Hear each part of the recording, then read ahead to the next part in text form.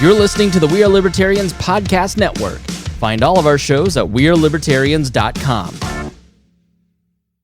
Hey, it's Haley Steinfeld. When everything requires your attention, it can be tough to figure out what to prioritize. But I'm here to talk to you about something that you should always put first, your breast health. In fact, if you're 40 and over, you should be getting screened once a year. And if you're under 40, it's never too soon to visit yourattentionplease.com to learn about your breast cancer risk. So go on, pay the girls some attention and take the time to find out your breast cancer risk at yourattentionplease.com. Trust me, your future self will thank you. Have I Got News for You is back for another season. Roy Wood Jr., Amber Ruffin, and Michael Ian Black are finding the funny in the week's biggest stories. Have I Got News for You returns Saturday at 9 on CNN and stream next day on Max. Welcome to the Chris Spangle Show. Thanks so much for joining us. Joe Biden dropped out, so we are going to talk a little bit about that, and we're going to talk about Kamala Harris and Donald Trump. And I am live from Outer Banks, North Carolina, outside. So if you hear some chirping, I apologize. But this is the only quiet place in a house of 23 people. Here we are. Reinhold will join me on the other side of this break, and then we'll get started on the race for president in 2024. We just can't get a break. Like I said last episode, it is What's the Billy Joel song, where he lists all the crazy things that happened in his lifetime since 1949. Reinhold, that's what it's like just this week. Yeah, we didn't start the fire. Yeah. I'm more brought to the old curse that people would leave with each other, the old Chinese curse. May you live in interesting times. It really feels, I don't feel like it's a curse because we do this show, so there's always something to talk about. So I'm greatly enjoying what's going on. Forget how I saw it yesterday. Oh, somebody texted the letter to me. And Joe Biden has COVID. He is currently in his house an hour north of me in Rehoboth Beach. I'm in the Outer Banks of North Carolina with my wife and her entire family. She's the oldest of 11, and 3 of them are married, so we're having a great time. It's always a lot of fun, but when you say, I'm going to go podcast, and they're all going to the beach, they look at you a little weird. Like, maybe you've got a problem. Yeah, the beach isn't always all that cracked up to be. All right, this is a good point. I'm not a beach person. It's enough with the beach after an hour. There's sand everywhere. It's dirty. Yeah. I'm not a big fan of the beach so much, but I love being on a boat. Yes. Former Nate, yeah. I love boats. Bet. I'd love to be on a sailboat right now. But you don't go on any vacations, do you? I have the inability to go on many vacations with the situations I'm in right now. Hopefully one day I'll be able to get out and see the world again. We won't go to the beach, I promise, when we take our wall vacation. When we finally get everybody to go, we'll rent a house like this where there's enough for 23 people. But so we all turned on CNN and then tried to out crazy each other with conspiracy theories as to why he was doing it. So my crazy conspiracy theory was that his staff wanted this to happen. Okay, so here's what I think. You tell me if this is crazy. Joe Biden has been bad. He's gotten worse over the last year. His brother, Frank, was quoted yesterday as saying, I hope he enjoys what time he has left, which the Biden administration put out a statement saying, Frank's an alcoholic, don't listen to him, which is almost verbatim. But when your brother says what time he has left, it sounds like you're sitting in hospice eating pudding. Just been clear that Biden doesn't have the faculties to do this, and they can't convince him not to do it. And all of his advisors are very close to him and have been with him a long time. Biden is an outcast in this. If you can't tell, the Obama, Pelosi, Schumer, Clinton network that makes up the Democratic Party, Biden has always been to the side of that. He's been in Washington forever, but it's still cliquey, and he's got his own clique. And those people aren't going to push him out. Ron Klain, who's been with him forever, and some of these other folks, the names that you'll hear today, they're not going to push him out, but people know he's in rough shape. So they schedule a televised debate before a convention for the first time ever. And then when that goes badly, they decide to put him out in 118 different appearances and then let Obama, Pelosi, and everybody else do the dirty work of pushing him out because they know he's not going to step aside. So that's my conspiracy theory. Then someone else What their conspiracy theory was that it's going to come out that Biden was touching all the kids that he was sniffing. So I thought I had a radical one there, but do you think my theory sounds plausible that he got pushed out because he wasn't willing to make the decision back late last year that was right for him, for the country, and right for the Democrats? I think he got pushed out. I just don't know when it started and who started it. So I think there's been a lot of talk about it before the debate. And I believe what they wanted to do was put the debate up there, up at first and early, to say, look how good he's doing. Stop this talk. He's doing great. Unfortunately, they over-prepped him. He's not 100%. He's doing what he can. He's struggling. And he didn't do a great job at the beginning of that debate. Now, he came back around near the end, but it was still not good enough. He had to come out and be top game, and he was not that in order to quell the thing. So that immediately started the talk. And I think I think you had a portion of his internal circle that was wanting to push him out because they were the ones that debate prepped him, and they didn't want to take the blame for what they did. So they were like, okay, he's got to go. He's not doing good, blah, blah, blah. It was pretty obvious, though, that the leadership of the DNC, the people who run that organization, run that group, have decided that he was not doing well. The polling was looking worse.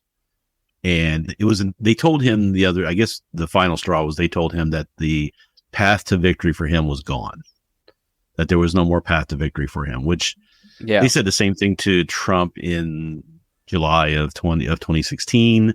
That doesn't mean anything. There's a lot of things going on. You've got the Kennedy people where they're going to break to, that sort of thing. So there's a lot of stuff that was in play for this, but the reality is that he was dragging down his run with all of this. Yeah. Whether it's right or not. Yeah. The thing is, Biden, when you look at Trump back in 2016, there was no path to victory, but Trump has a way of creating his own political reality. And I think it became increasingly clear over the last 3 weeks that Joe Biden couldn't overcome his political reality. When you look at just Joe Biden he's making phone calls and he's yelling at people. When certain things are happening, instead of getting on the phones or working the phones, he's disappeared. He's been disappeared and I don't mean that in the CIA sense, but that's part of the problem here, is that his team kept him from making a lot of phone calls, being an engaged president like Obama, Bush, or Clinton, where they were meeting with Capitol Hill a lot, going to Capitol Hill. They were attending fundraisers. They were giving a lot of press conferences and speeches.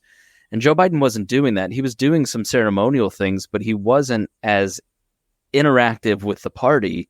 And this is what killed Richard Lugar here. Richard Lugar was like an icon here in Indiana politics forever and was a senator. He was the mayor of Indianapolis, then became senator, and was the political establishment here in Indiana, but didn't even have a residence here by the end of his career, by the end of the 2000s, I've been engaged in local politics for 25 years. I had never met Richard Lugar. He was the only major political figure I had never spoken to when I worked in the press or politics. And he just wasn't around a lot. So when his time in the barrel came along was it 2012 that he lost to Murdoch in the primary? I think it was 2010 or 2012. He lost to the state treasurer in the primary. And it's because he just didn't have those fundamentally solid connections with the party. And I think that's a little bit of what happened here. So I think Democrats didn't have a good appreciation for how bad Joe Biden was. If you were following Trump's Instagram and you were following a lot of like right-wing accounts like I do, you could see on a regular basis how bad he was.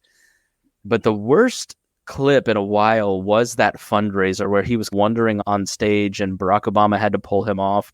That was the Clooney fundraiser. And that, I think, seems to be the moment when a lot of donors, a lot of the Obama world seemed to get a little spooked by how rough he was, how bad he was. And then, okay, maybe that's a bad night. But then he has the bad night at the debate. And I think, our buddy Jeremiah over at the Boss Hog of Liberty kind of made the point. There was more bad days than good days. He had a lot of good days. I agree with you. I actually think that the debate wasn't as bad as people said, because I didn't watch it initially. I just saw the reaction. I was like, this must have been really bad. And then I went and watched it on a plane flying down to Atlanta, where I could just focus on the debate. I actually thought he was better in that debate than he has been in a lot of press conferences and appearances than he's been in the last 6 months. So his worst, I've seen him worse than he was in that debate when I'm watching just random clips of speeches and things. And yeah, so if we get into, I'll let you fill in the gaps there if you want while I pull up how this happened. So there's a lengthy article about how this actually went down. Yeah. So I got a couple of things real quick. One is that a lot of the clips you were seeing from the Republicans on how bad he was doing, some of those were manipulations and stuff and embellishments of the things that were bad and the way they were framed and cut and everything.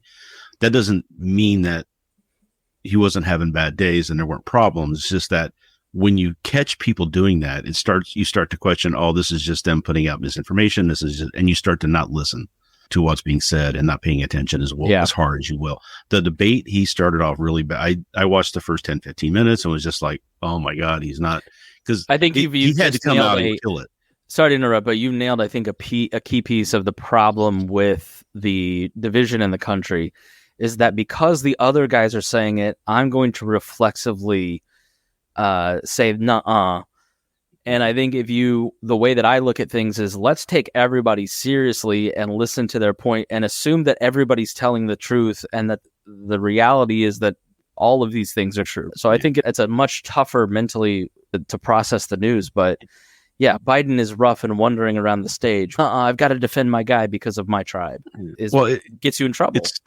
It's that, but it's also how much just demagoguery and over exaggerations and misinformation are each side of the political spectrum doing right now.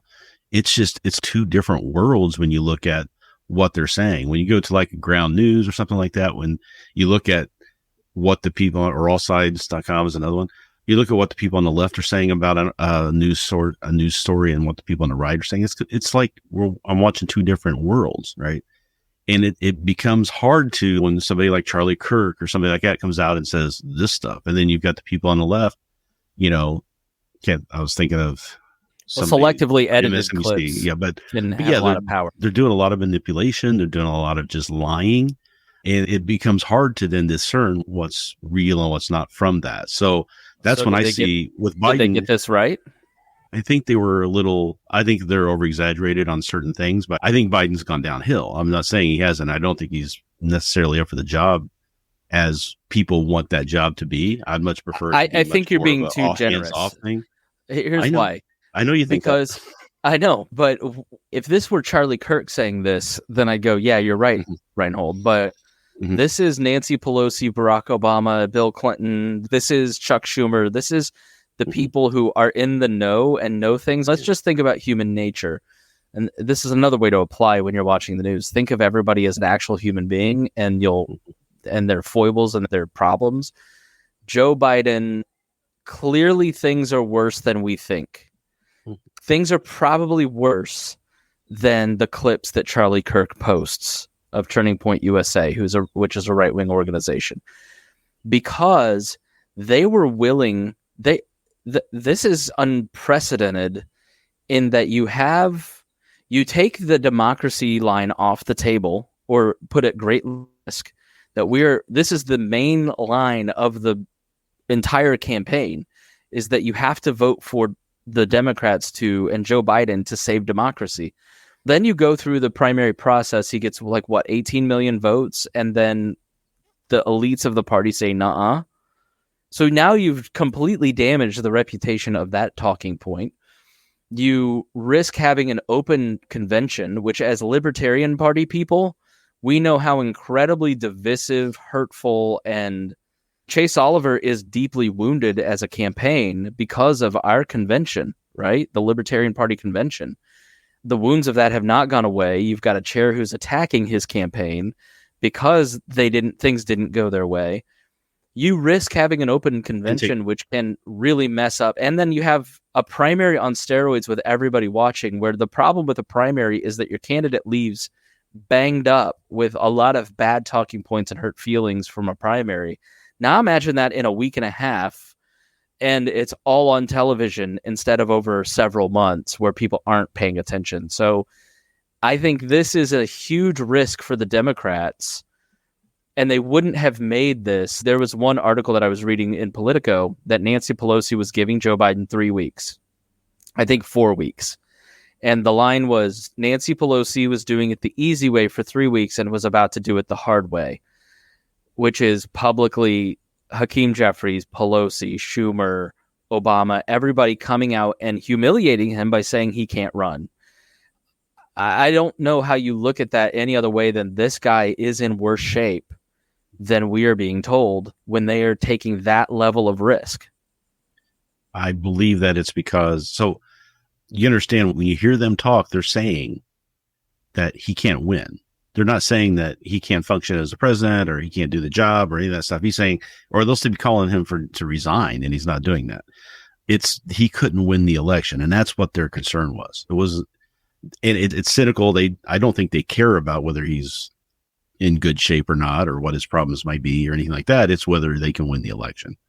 So they're willing to just destroy him in order to get that out of the talking points and move on to someone else. Biden messed up a lot over the years. He got elected. He had a 55% approval rating, and it started to nosedive. And he didn't do the things he needed to do to get that back up again because he just figured it'll work itself out. And then when Trump is making it very obvious that he's running again and he's got the support to do it, they're not working on anything other than Biden's going to go and beat him again. That's what he's thinking. I have to be the one to beat him again because I'm the only one who can beat him, which isn't true. I think anybody but Hillary could beat him. Yeah, I guess we're going to see what's going on there, if that's going to be the case or not. So how much of this is his faculties being that far gone, or how much of it is a perception and we don't want to lose the election, right? Yeah, so fair enough. Let's transition into an article from Politico that I'll put up on the screen here that outlines why did this happen, how did this happen, because I can't wait personally for the book. Like, Mark Halperin has taken a lot of slings and arrows over the last few days because he's been saying he's quitting, and everybody's here on Newsmax. But Halperin wrote the book Game Change with John Heilman and did Political Circus on on Showtime, and has a very credible track record, not with women, but with political reporting. But he's been saying he was dropping out, and it's been rumored. But I can't wait for the Game Change book on this election about the assassination, the dropping out, the internal workings of the Harris campaign spinning up in 108 days. Like, it's just a fascinating time to be alive. So Politico wrote an article, Why Biden Quit, with how he went into his decision. Because on Saturday, we're recording this on Monday morning, July 22nd, 2024. So Saturday, July 20th, he was telling people he was running, and it was full steam ahead. They were doing delegate phone calls and fundraising phone calls as a campaign at the very moment that Biden put out the X post that said he was quitting. If you don't know, Biden is holed up in Rehoboth Beach, Delaware. I guess for all intents and purposes, his house, but it's like a beach house in Delaware. And he called on Sunday let me read the article so I'm accurate. Steve Ricchetti, who's been with Biden since his days in the Senate, drove to see the president at his house on the Delaware shore on Friday. Mike Donnellan arrived on Saturday. The two men, both of whom had been by Biden's side during key decisions about whether to seek the presidency in 2016 and 2020, presented damning new information in the meeting that would hasten the end of Biden's political career. In addition to presenting new concerns from lawmakers and updates on fundraising operations that had slowed considerably, they carried the campaign's own polls, which came back this week and showed his path to victory in November was gone, according to five people familiar with the matter, who, like others interviewed for this article, were granted anonymity to discuss the private conversations. Biden asked several questions. Also, there were a couple of the deputy chief of staff and the first lady's assistant. At 1:45, he notified a somewhat larger group of aides that he had decided the night before to end his quest for another term, reading his letter and thanking them for his service. Then on Sunday, he would release that letter on social media. So I guess they had a historic day in the Democratic Party in terms of fundraising. The third largest day since Act Blue, which is this website that kind of is like an all-encompassing site. You can go to Act Blue and make a donation to specific candidates or to the party in general or to the campaign. They brought in over $50 million in a single day after he quit. Now, remember, he quit in the middle of the day, so today may be even bigger than that. But before that, it was down to $200,000 a day. Not millions. And so now you're going to see millions. And I don't know about you, Reinhold, but I'm just looking at, you can look at fundraising numbers. And yesterday was maybe the best fundraising day in Dem history. But another place to judge enthusiasm, because this is a turnout election. Everybody knew who Biden and who Trump were. And now there's going to be some excitement trying to learn about Harris, and we'll see if she is exciting to the Democratic base. But when you go and look at the comments on meme pages, and I know this is silly, but if you were to go look at meme pages, Biden just never could catch a break on the Shade Room or some of these big pages. And I saw that completely flip yesterday. I saw a ton of excitement online in these 4,000 comments saying, let's go, let's do this, let's go. I guess I just, because I'm a creature of the right, didn't have an understanding or awareness of how deeply unpopular Joe Biden was, especially with his own voters. It was like Miss Pat said, I'm voting against Donald Trump. I'm not voting for Joe Biden. And that's what this whole race has always been about, voting for or against Donald Trump. It's like a wet noodle could be running, or a turtle or whatever. It didn't matter who was in that chair. But it's not going to hurt you to have somebody in there who people who aren't as ambivalent to or just don't really rate. So there's a lot of people who had a lot of issues with Biden because of what was going on in Israel and Palestine right now. And so there was a lot of talk about that. And I guess, like you said, Biden's always been on the outside of that whole cliquey thing anyway. He's went his own way. He's always seen himself as a working class Democrat, which is funny, but ironic, but that's how he saw himself. And he never really meshed well with a lot of other people. He was always tooting his own horn to the point where he would embellish a lot of things, that would end up getting him in trouble. He wasn't exactly the best with the truth all the time. And I think let me interject there. Joe Biden lies as much as Donald Trump does. He is a liar of the first order, including and even down to lying about his uncle being eaten by cannibals, which, okay. I think Joe Biden is a liar of the first order. His first presidential campaign, this is the third one he's dropped out of, but his first one ended because of plagiarism, because he lied and cheated on a college paper. Like, he is not an honest man. And I know, let me say something nice about Joe Biden. I'm sure this was very difficult for him. This is his life's ambition. He is humiliated. He's making a decision because he thinks it's best for his party. It's best for the country. He's not putting himself first, which is a character trait we are not used to seeing from politicians. Sure. I do think he is patriotic in that sense. Yeah. I do think he's a good man. He's a good man in that he cares about his family. But this talk of he's the greatest man since FDR and all these things, I'm just like, come on, this dude lies all the time. Like, the greatest first term in presidential history. Give me a break. I'm not sad to see him go. No. He's wanting to not tarnish what he's built as his reputation, right? He didn't want it to be at the tail end. And I also find it ironic that Pelosi's the one who's going to dictate whether or not he's got his faculties enough to run when she has her own moments and issues, right? And she shouldn't be doing anything anymore anyway.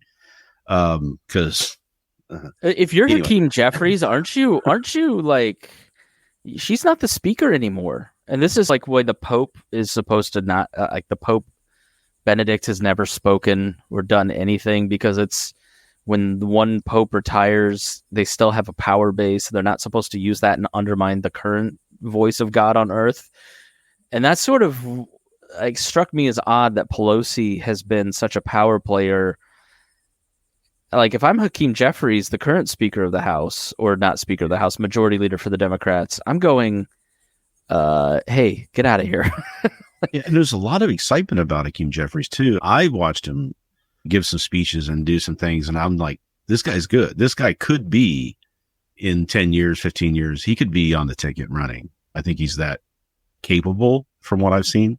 Now, time will tell whether or not that's all just good in the moment type stuff. But that's what the Democrats have, this problem with not understanding how to make things look good for the people. Like, they should have been building up Kamala Harris for the last 4 years, because even if you think that Biden's going to run again and you think he's capable and everything else, he's still pushing in some high age there that anything can happen. So you want somebody to be able to come in and take over and be wanted by the people. And she nosedived so fast, along with Joe Biden, but she nosedived really fast, and they just shelved her.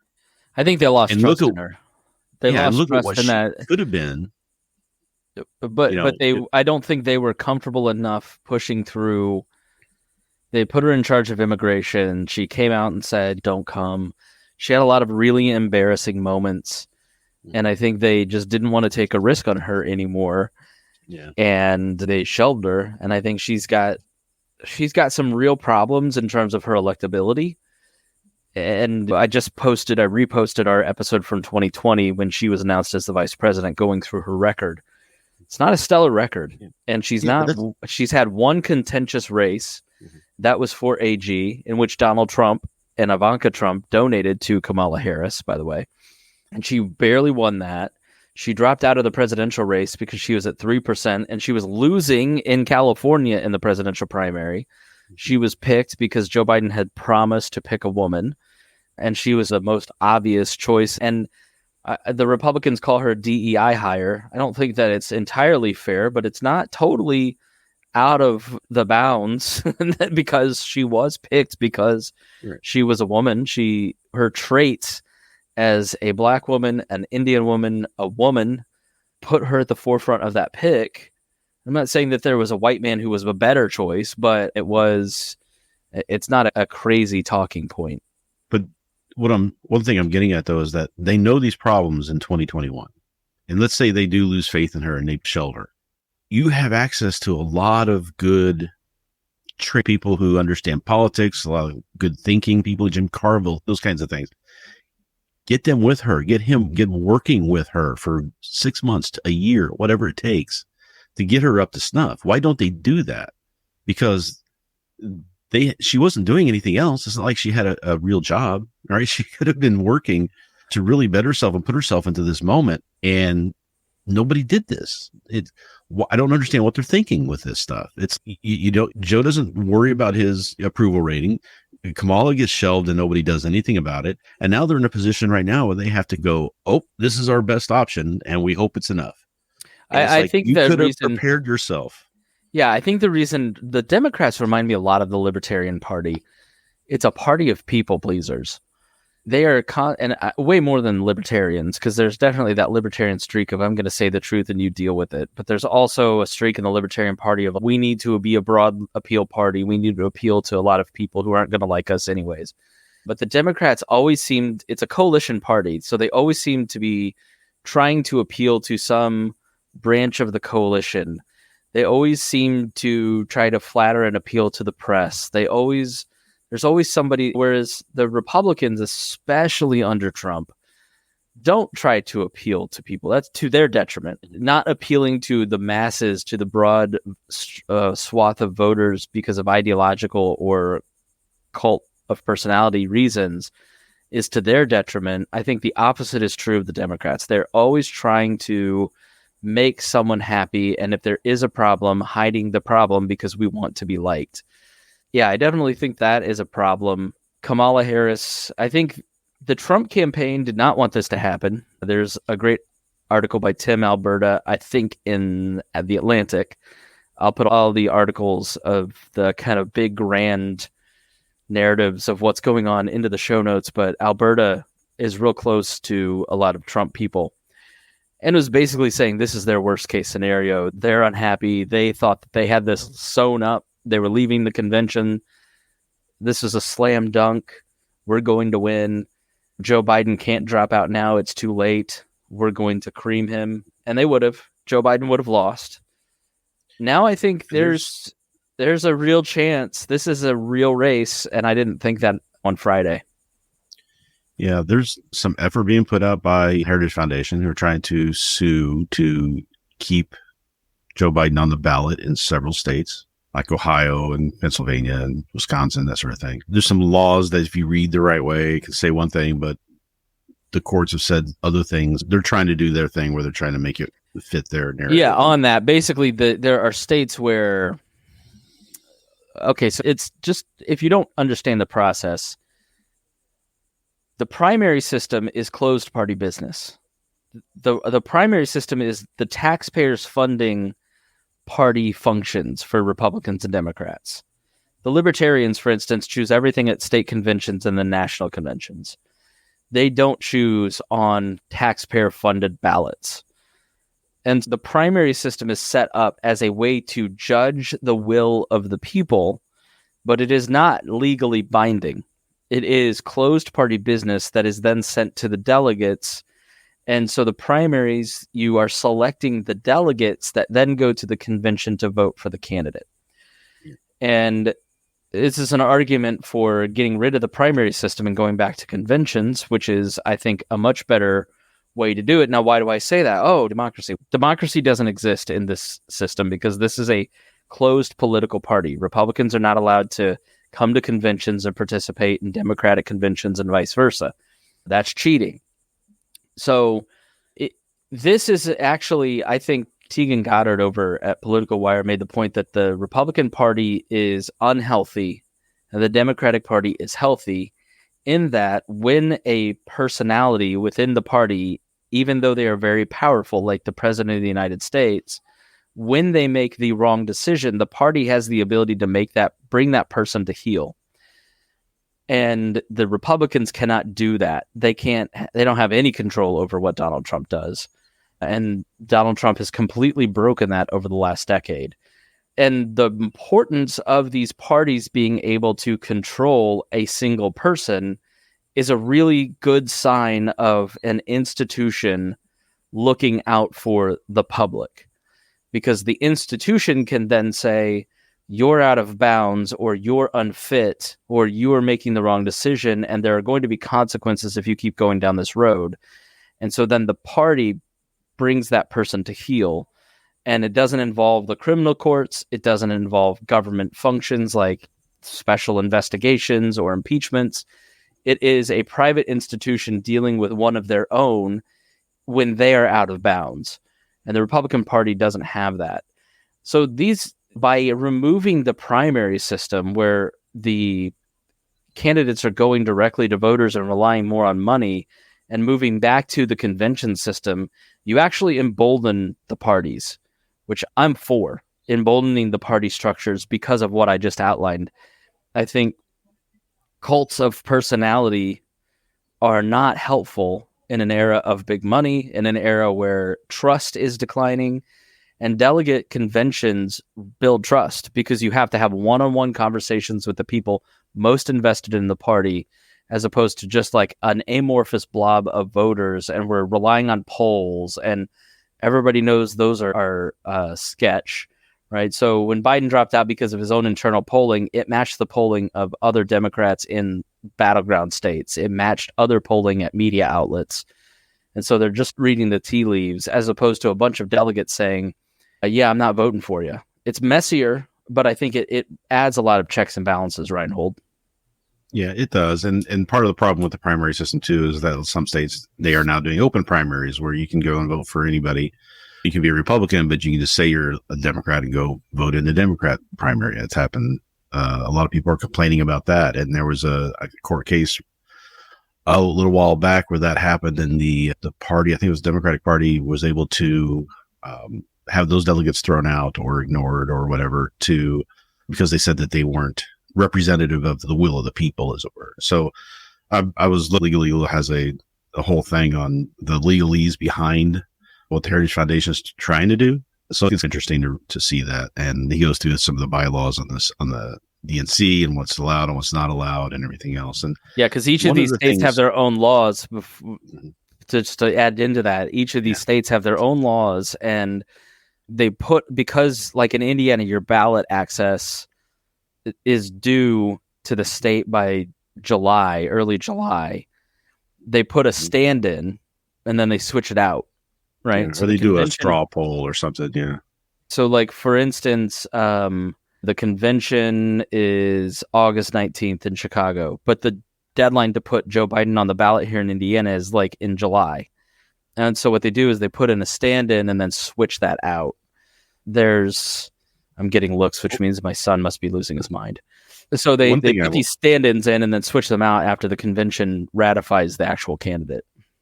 Well, one thing that throws a wrench in all of this, in my opinion, which I think I'm outside the norm, so this is a hot take that a lot of people aren't going to clam onto, but there was a recent Supreme Court decision stating that you can't have a system with the presidential election where a candidate is on the ballot in some states and not on others. And it's like, they did that in order to prevent states from saying that Trump couldn't be on the ballot because of the 14th Amendment.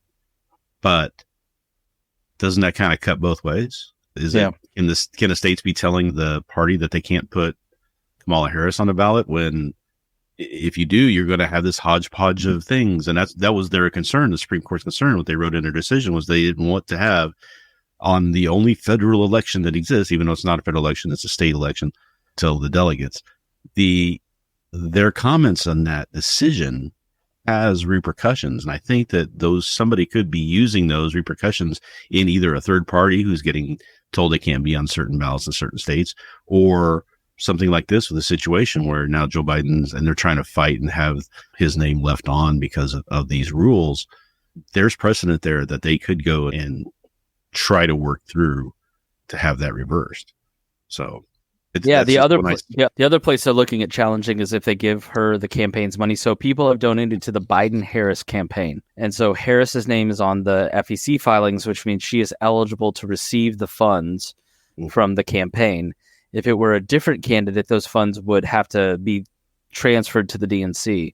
But the former head of the FEC, who's a Republican that got kicked out of Trump world, in the Wall Street Journal, wrote an article that Biden is only allowed to give her $2,000 until she is officially the nominee. So if they give her more than that before, then the Republicans are going to file challenges on the FEC line. So let's give you a breakdown of what happens next. So this is a Politico article that kind of outlines the delegate process that we'll just read through. They're getting granular. Is Biden still the president? But yes, we should say, Reinhold, that he is still the president until 2025.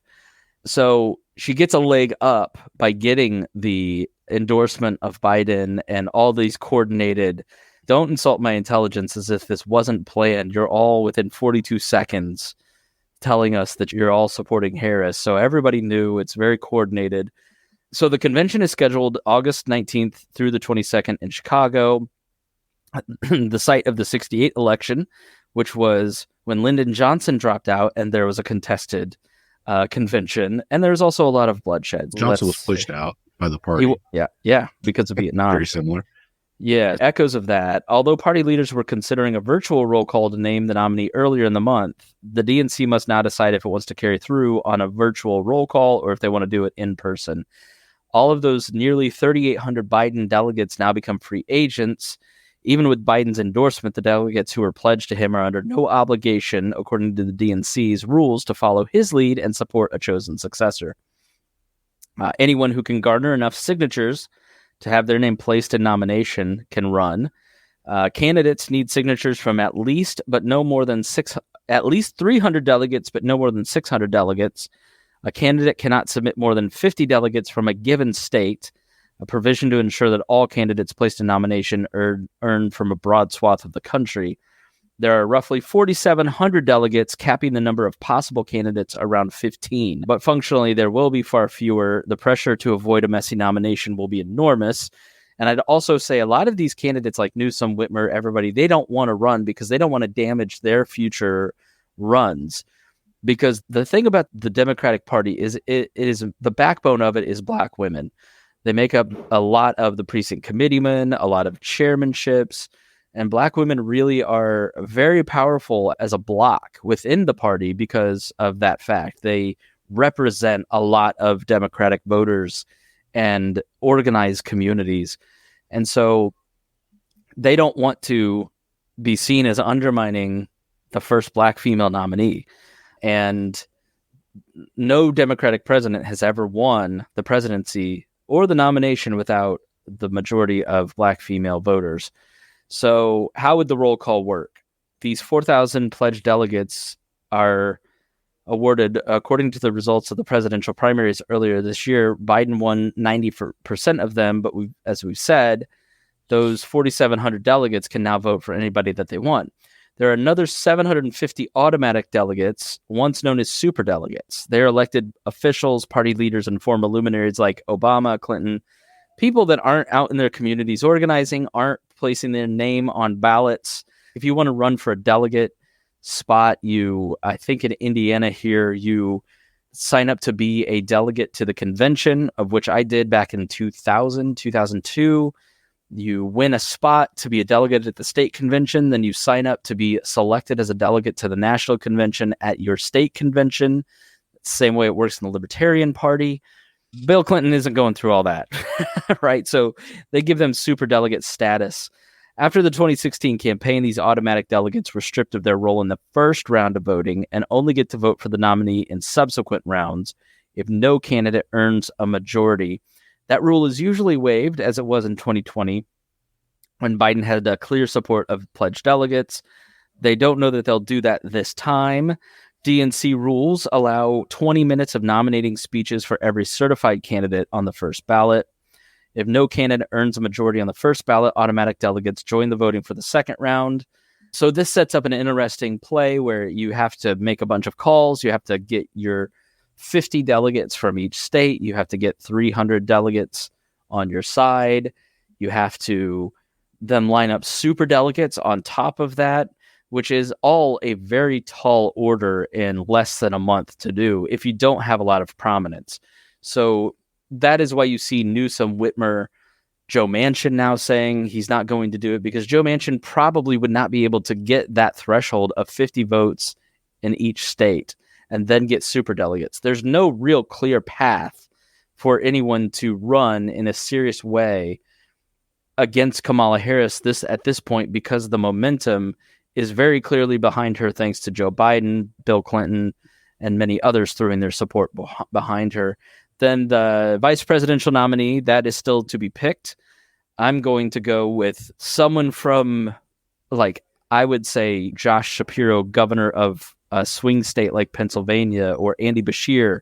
Kamala Harris's official account was promoting a video of Andy Beshear, the governor of Kentucky, who was a Democrat in a red state with a strong record. If you're a Democrat, if you're a Republican in Kentucky, you don't think that. Here's somebody that can appeal to voters in Michigan, Pennsylvania, Wisconsin. You're looking at probably a white man, Reinhold, as the nominee from the Midwest. That would be my guess. You could see the first all-female ticket with Whitmer from Michigan. Trump is leading in Michigan right now, although this throws all the polls out. Who knows what it's going to look like? Polls are suspect anyways, especially if they don't include libertarians and Democrats and Robert F. Kennedy Jr. on these polls. The poll needs to reflect what the ballot says. Otherwise, it's not valid in any way, shape, or form. It's just going to be an interesting month. I will also say Kamala spent 10 hours yesterday making phone calls in her sweats, and she ordered pizza. What do you think Kamala Harris likes on her pizza? If you were to make a guess. I'm hoping it's not Hawaiian. It's worse. Oh, no. Is it the broccoli asparagus thing? This woman of the people likes anchovies on her pizza. Hey, Ain't nothing wrong with anchovies. Of course. I love me some anchovies. Old Lib Dennis over here with his anchovy pizza. I love me some anchovy pizza. Are you crazy? All right, give us your final thoughts, because I've got a crying baby I need to go save, and sure. Everybody in the family keeps walking by looking at me like I'm abusing my child as he screams at his crib when they could have picked him up. I'm podcasting here. Come on, people. Working here. They had I think they did the right thing. So I was saying the other day that I was worried that the Dems were going to do the wrong thing and just throw it open to the DNC and just let whoever bubble to the top. But they've done the right thing where they've got behind Kamala. They're going to, because that's the simplest way to do it, because you eliminate a lot of legal issues that could potentially be problems. You get rid of some of the financial issues that could potentially be problems. You show support behind one person. You don't have a contested delegation. You start to whip up excitement for that person instead of having a knockdown drag out. There's some benefit to having that fight at the delegation where the bad stuff can come out and we can get it out of the way. And then all the stuff that Trump's going to come at her with, we're going to find out early. But I think it's the better play with what they're left with at this point, since they didn't do all the work they should have done before in getting everything ready to go for this. This is their best play, I think. Yeah, I'd also agree with that. Joe Biden wasn't going to make it another 4 years. I hate to say that. You never want to see in ill health or wishing ill on them. I think he's capable of doing the level of the job that he's doing right now, whatever you think of that, good or bad, for the next few months. But I think if you're looking 4 years down the road, there's just no way. It just wasn't going to work. The American people knew it. It was clear to everybody. He made the right choice. And now American voters get the ability to make the up or down vote on whether they want Kamala to be president, as opposed to a backdoor ascension to the presidency through the 25th Amendment, or God forbid something worse. Mm-hmm. I'm going to leave my final words with the soon-to-be Democratic candidate herself. Let's just hear from Kamala herself. I can imagine what can be and be unburdened by what has been. You know, what can be unburdened by what has been. What can be unburdened by what has been. What can be unburdened by what has been. What can be unburdened by what has been. What we can see, what we believe can be unburdened by what has been. What can be unburdened by what has been. What can be unburdened by what has been. What can be unburdened by what has been. What can be unburdened by what has been. Who we can be unburdened by who we have been. All right, there's 3 more minutes of that. I don't know what that means, but I've worked with candidates in the past where 1,000 points of light. Right, where they think this just kills, and they're in a position of authority where you can't say this is really stupid. And so she's just going to keep saying this. But the other thing that you'll hear is that, and then also the coconut tree, just if we're giving a little bit of a backgrounder so people understand what's going on and what's going to happen. You need to know the coconut tree, because that in Gen Z is all that they know about Kamala Harris. I'm trying to say her name right, guys. I'm trying to be somewhat respectful here, but she apparently was. All right, so this is her giving a speech, and she's talking about her mom. You think you just fell out of a coconut tree? You exist in the context of all in which you live and what came before you. Okay, so that is the coconut tree reference if you hear that. So I'll put all that in the show notes so you can check those links out to everything, and you can, that thread of the coconut tree is her funniest moments, and some of them are really George Bush like. Here's what I'd say about her speaking ability. Trump has his own brand of talking, right? And every candidate, Barack Obama, because this case, right? Donald Trump always has blah, blah, blah, right? I'm not a good impressionist.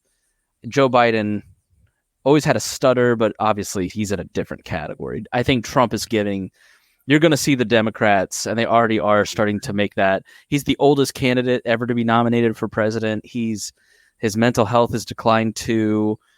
And I'm all for it. Look, if we can get 2 for 2 on this one, let's use the age thing to get these guys out. Nikki Haley actually said in January that the first party to get rid of their old guy is going to win the presidency.